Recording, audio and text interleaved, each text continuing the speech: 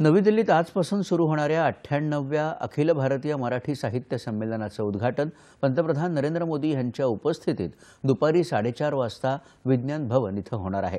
यावेळी पंतप्रधान उपस्थितांना संबोधितही करतील। उद्घाटनाच्या मुख्य सोहळ्याला मुख्यमंत्री देवेंद्र फडणवीस, साहित्य संमेलनाच्या अध्यक्षा डॉक्टर तारा भवाळकर तसंच स्वागताध्यक्ष शरद पवार यांची प्रमुख उपस्थिती असेल। 71 वर्षांनी हे संमेलन देशाच्या राजधानीत होणार आहे।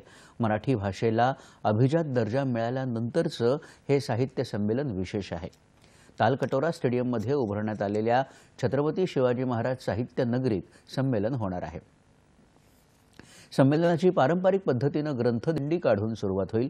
अखिल भारतीय मराठी साहित्य महामंडळाच्या अध्यक्षा प्राध्यापिका उषा तांबे यांच्या हस्ते ग्रंथदिंडीस प्रारंभ होईल।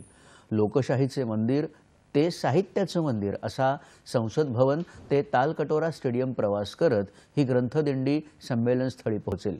यात अनेक साहित्यिक, कवी, रसिक आणि लेखक यांचे हे सहभागी होणार आहेत। या संमेलनात 5000हून अधिक साहित्यप्रेमी सहभागी होण्याची अपेक्षा आहे, जे जागतिक स्तरावर मराठी संस्कृती आणि साहित्याचा उत्सव साजरा करतील।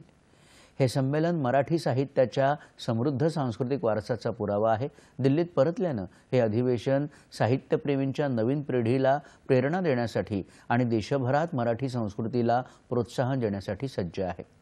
23 फेब्रुवारीपर्यंत चालणाऱ्या या संमेलनात 1200 मान्यवर सहभागी होणार आहेत।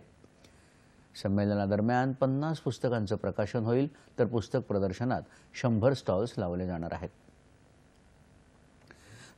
दरम्यान राज्य शासनाने विशेष बाब म्हणून या संमेलनाला अतिरिक्त 2 कोटी रुपयांचा निधी मंजूर केला आहे। साहित्य संमेलनांना शासनातर्फे दरवर्षी 2 कोटी इतका निधी दिला जातो। मात्र नवी दिल्लीत होणाऱ्या या साहित्य संमेलनाला आणखी 2 कोटी म्हणजेच एकूण 4 कोटी रुपयांचा निधी राज्य शासनाकडून मंजूर करण्यात आला आहे। उद्घाटन समारंभ, साहित्यिक आणि साहित्य रसिकांचा वाढणारा प्रवास खर्च, निवास व्यवस्था या सगळ्याचा खर्च लक्षात घेऊन मुख्यमंत्र्यांनी हा निधी मंजूर केला आहे।